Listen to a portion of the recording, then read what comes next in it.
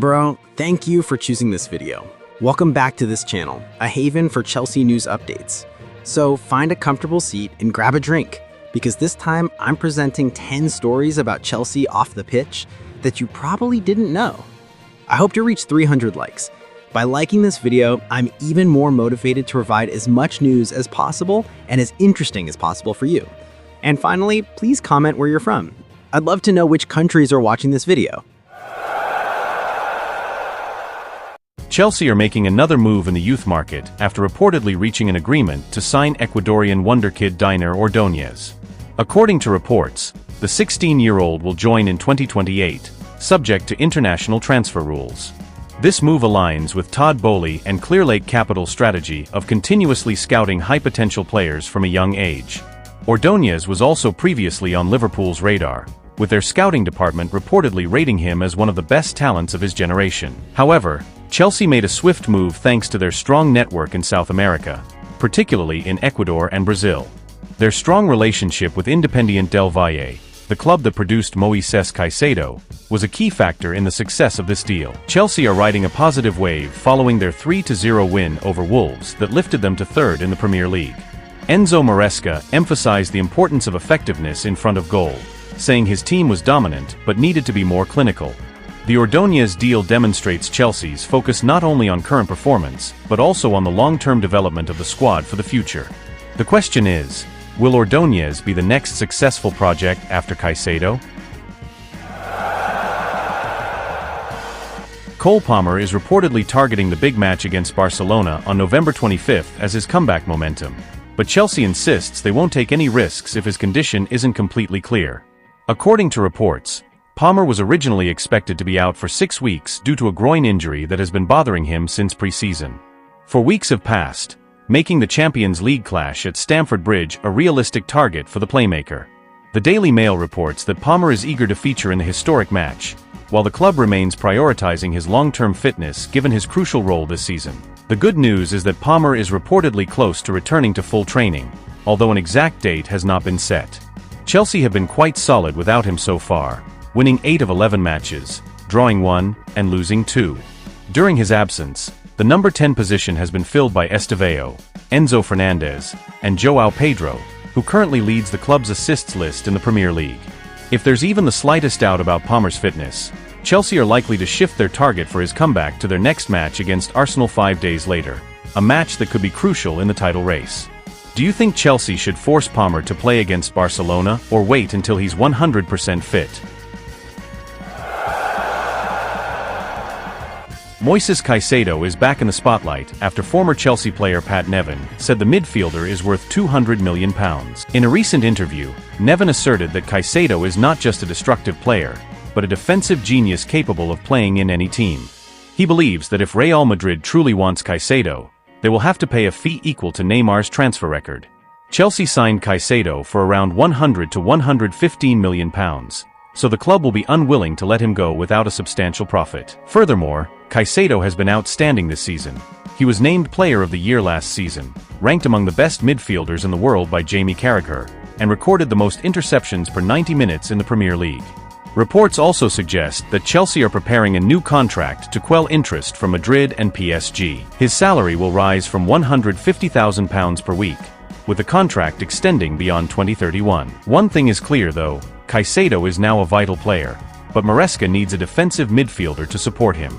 The question is, will any club be willing to pay £200 million for this midfield monster? Chelsea are reportedly ready to make a major move in the upcoming transfer window.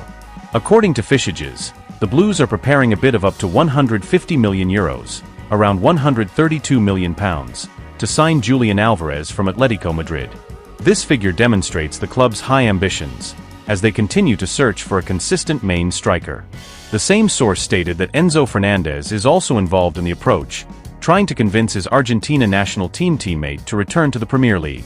Interest from Barcelona and PSG has heightened the tension, but Chelsea are reportedly eager to act quickly. This decision makes sense considering Alvarez's performance this season, 9 goals and 5 assists in 18 appearances, which has made him a key pillar in Diego Simeone's system.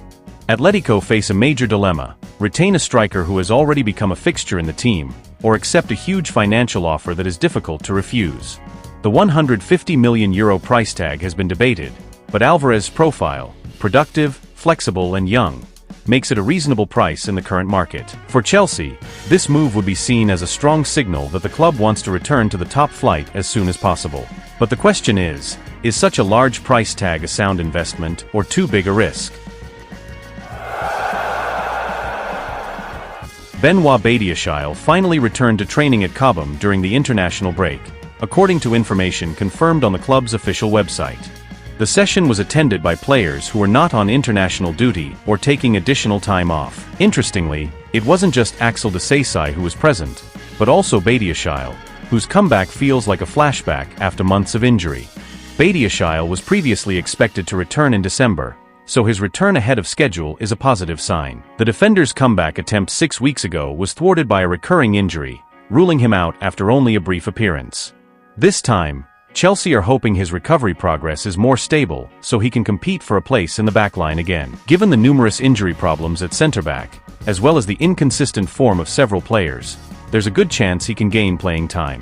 Badiashile featured primarily in the Conference League last season, but this could change if he maintains his fitness. With a demanding schedule awaiting after the international break, Badiashile's presence could certainly be a significant addition to the squad's depth. The question is, can he finally stay fit and become a first-choice option in Chelsea's defense? Chelsea are once again reportedly targeting a new striker, and this time Vitor Roque's name is on the radar.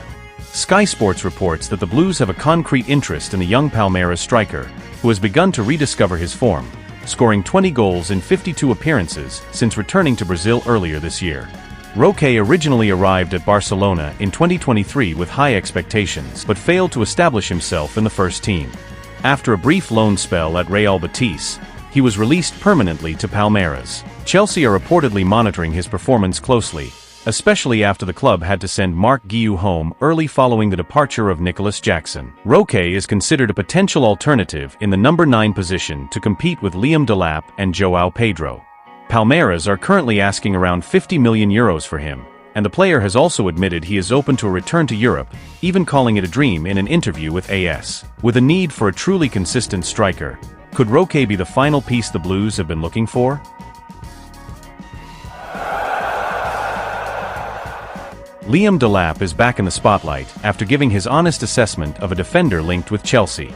The young Blues striker has just recovered from injury and is now focused on finding his first Premier League goal, while continuing to work with Enzo Maresca during the international break. In an interview, Delap named Nottingham Forest defender Murillo as the most difficult opponent he has ever faced, even more so than Virgil van Dijk. This statement was quite surprising, considering that Van Dijk has long been considered the gold standard for a centre-back. Delap emphasized that he really likes Murillo's playing style and considers the Brazilian defender to be at an extraordinary level. Chelsea itself is considering new defensive options after Levi Colwill suffered a serious injury in pre-season. Maresca has openly requested reinforcements in that position, but the club is still holding back from spending big. Several names, such as Joel Ordóñez, Ronald Araujo, Eric Garcia, and Andreas Christensen, are being monitored. With Chelsea's defender situation still uncertain, will the Blues act quickly before Murillo is snapped up by another club? Axel Disasi is reportedly set to return to Chelsea's first-team plans after being sidelined throughout the season. The French defender failed to secure a permanent move after his loan spell at Aston Villa, and since returning to London, he has not been included in Enzo Maresca's Premier League squad. According to a Sky Sports report, Disasi's positive attitude during separate training sessions has led the club to reconsider his status. He has even trained with the senior squad and featured for the U21 team as an overage player. In the Premier League 2 match against Reading, Disasi captained the team and helped the team to a 4-1 victory. Injuries to Levi Colwill and Benoit Badiashile have further limited Chelsea's defense. This situation opens up an opportunity for Disasi to be trusted again, although he will only be eligible for Premier League action starting in January due to squad registration regulations. However, he could still feature in other competitions, including the Carabao Cup match against Cardiff City. This situation raises a major question: is Disasi truly ready to reclaim his place, or is this just a stopgap measure due to an injury crisis?